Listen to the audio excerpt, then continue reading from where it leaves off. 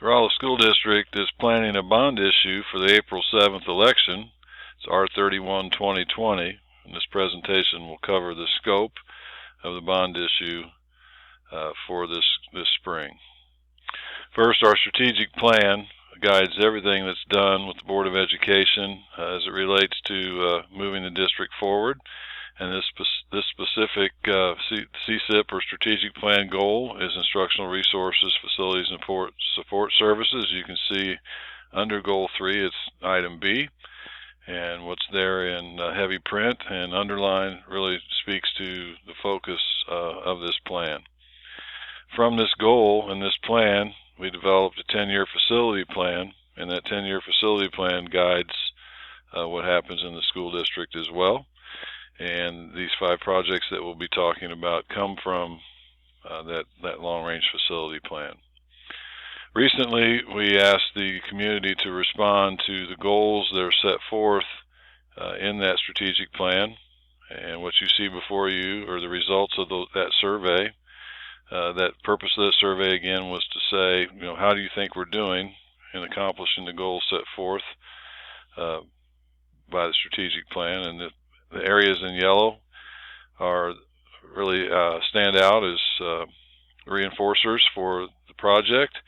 I would tell you that everything that's asterisked and in bold print were things that were important or hot button issues to the community respondents that responded to the survey. The survey was a phone survey of 400 registered voters in the community, equally distributed north and south of Interstate 44 and east and west of Highway 63. So the 10-year facilities plan that I talked about has a lot of focus areas, but over the course of a couple long meetings or work study sessions, retreats with the Board of Education, we narrowed 7 projects down to 5. These projects were also vetted through another phone survey, and tax tolerance discussions were applied to these 5 projects to test what might be supported in the community. So what we'll talk about are these 5 projects as it relates to, again, the long-range facility plan, and also what the voters in our community said that they would be willing to support, possibly in a bond issue. So safety and security, work at RTI, Rolla Technical Institute, Truman Elementary, Performing Arts Facility, Auditorium, and Field House. We're accomplishing that at Rolla High School through the conversion of the gymnasium to a performing arts facility, as you'll see, and then the expansion of a junior high band music, vocal music classrooms at the junior high.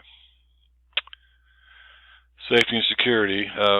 Primarily, I'd like to share with you that our focus areas for safety really are a 3-part process: procedures, personnel, and facilities. And facilities is in bold here. I'm not going to read those to you. You can see, but facilities, as it relates to this project, is really what the bond issue works through. So facilities bond issues build buildings. They equip and build buildings. So this particular bond issue relates directly to the 3rd component in our safety planning. And when we talk about facilities, it really boils down to these 3 areas: the building entries themselves, how people access the building, the security in the doors, infrastructure pieces, the visitor management, and entry configurations.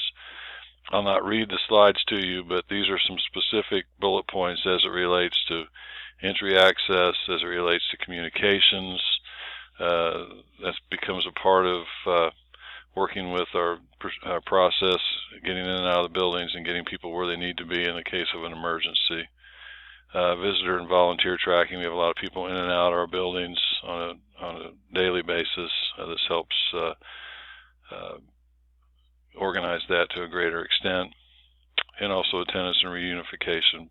We're piloting some programs in the district for full implementation that have merit throughout the rest of the district. So these are things that are above and beyond what we can do in a normal school year, and what we can do with our existing staff in maintenance and technology, and what we can do with our normal budget years. So it's a deep dive and a larger comprehensive look at our safety programming. At RTI, this is a list of the things that we'd like to do at RTI. Again, won't read those to you specifically, but you can see that it's rather expansive.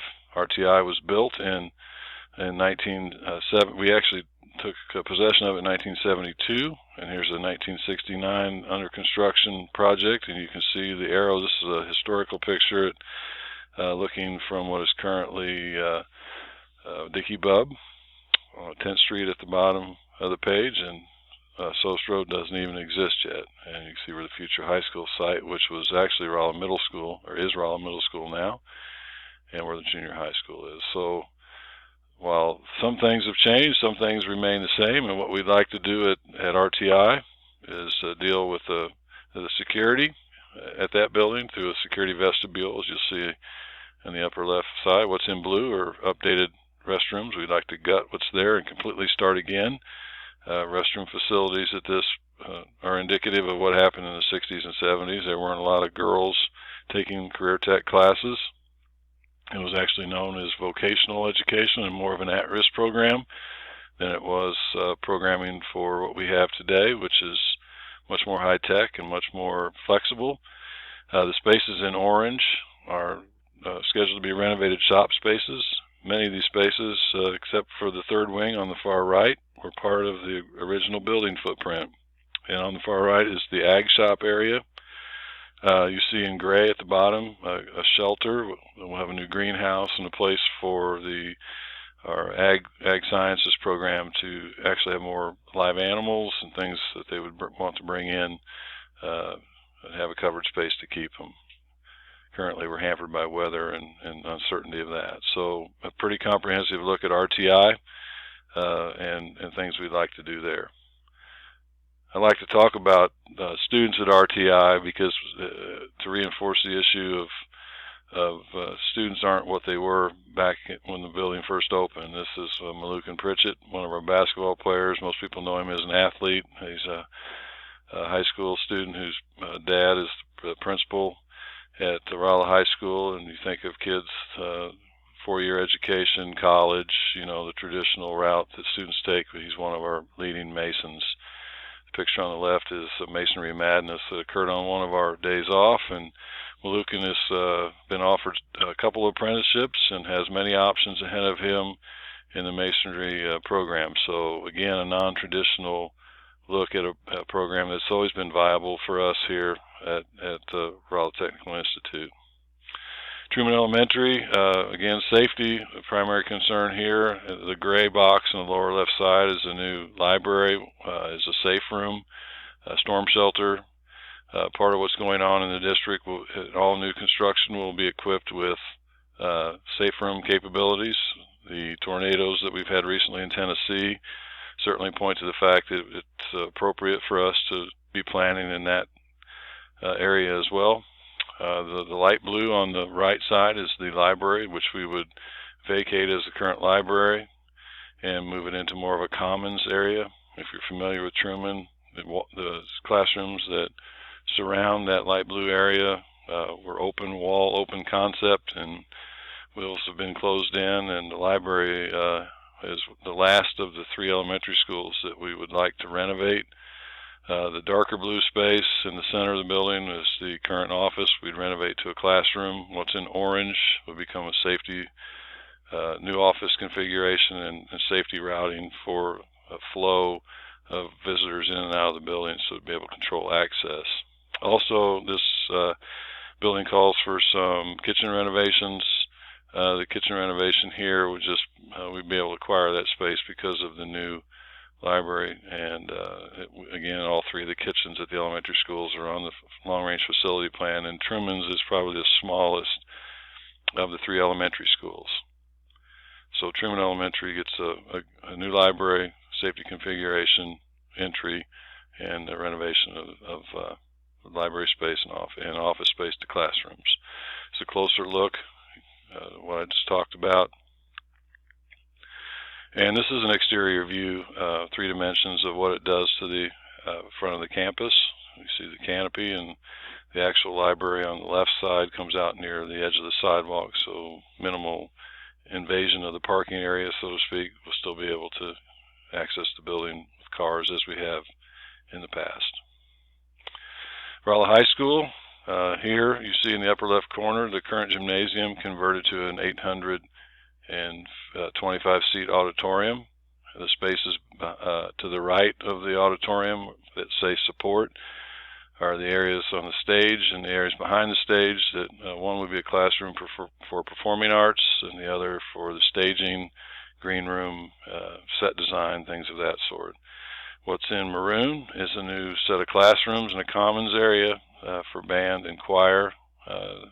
We currently can't seat all of our band students in a classroom space, and so you can see that space as it relates to the practice gym in the center of the building to get an idea of the scale. So much larger classroom spaces for band and vocal music, with other areas there with the lobby and the commons. The property on the corner of 10th and Cedar, which is currently the Blossom Basket, has been acquired by the school district and becomes part of the front entrance, and gives us the ability to move differently and better throughout the flow of the building between the gym, the commons, and the auditorium. We want the auditorium as a goal to not be, to look like it's ever been a gymnasium. That gymnasium was built in the 1950s when the population of Rolla High School was around 500 students, and we haven't had 500 students at Rolla High School since the 50s. The gymnasium on the lower right corner in orange seats 2,000 students. Our current one seats just under 1,000.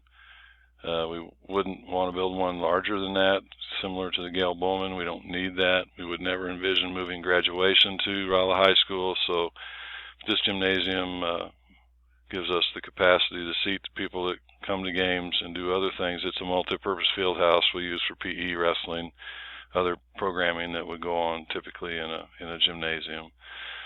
Either the gymnasium in orange or the actual commons area will be the storm shelter designation for Rolla High School.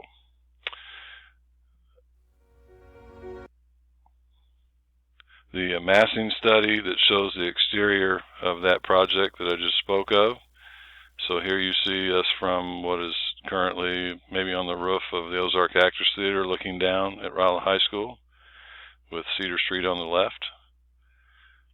And then this next picture shows the other area, which is the commons and the classroom space that leads into the auditorium. So corner of 10th Street and Cedar, to give you an idea of the scale. At the junior high school, our proposal is to build band and instrumental music, band and vocal music classroom space here. In orange.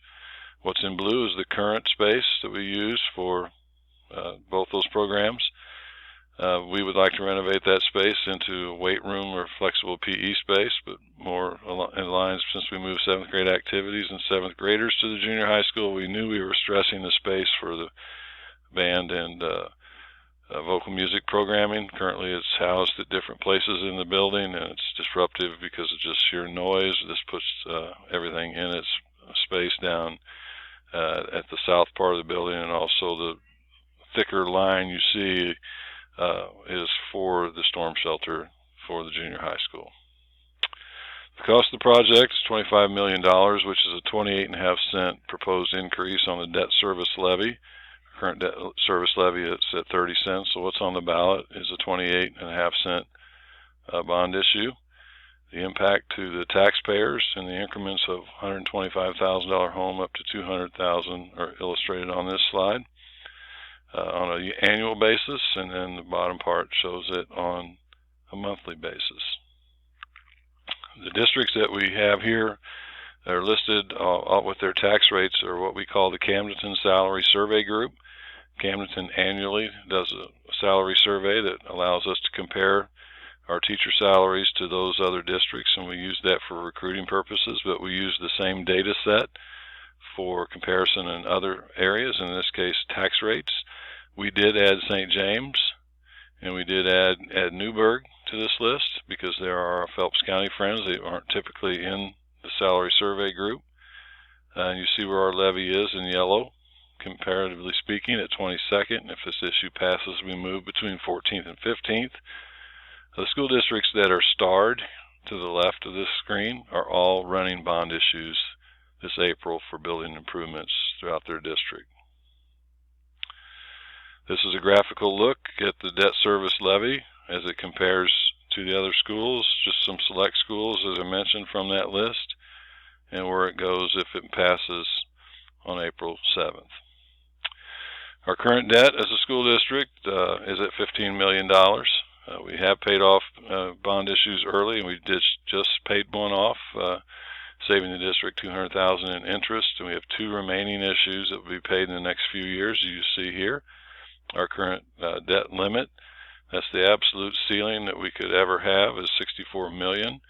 And our current available credit, so to speak, debt capacity is $49 million, which represents 22% of the allowable debt limit, which is rather low. And because of that, we have a Standard & Poor's rating of AA- as a credit rating, which is very good.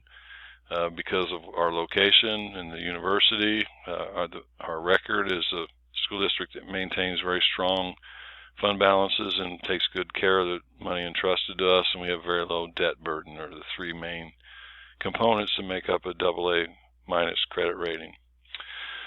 Our planning timeline, as you see here, we've been working through this timeline, looking at the completion of from the 2021 school year through the 2023 school year. The one component to this that moves the needle most is the conversion of the auditorium, construction of a new field house. We would need to do that first.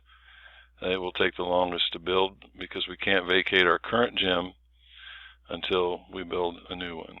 The other projects could conceivably be done by one contractor that's working at the high school as well. In most cases, we've experienced a few general contractors, but the subs are mostly all local, and that's one of the things that we can control with this. So it's a good economic development opportunity for the workers in our community. For more information about R31-2020, you can go to our district homepage. This is a shot of the homepage in the upper left corner. Drop down, you will be able to find out information. There's a video on the conversion of the auditorium from the existing gymnasium, which is quite compelling. Gives an idea of what it will look like. And if anybody has questions or comments, they certainly can reach out to any of us at central office here, and we're happy to answer. Thank you for watching.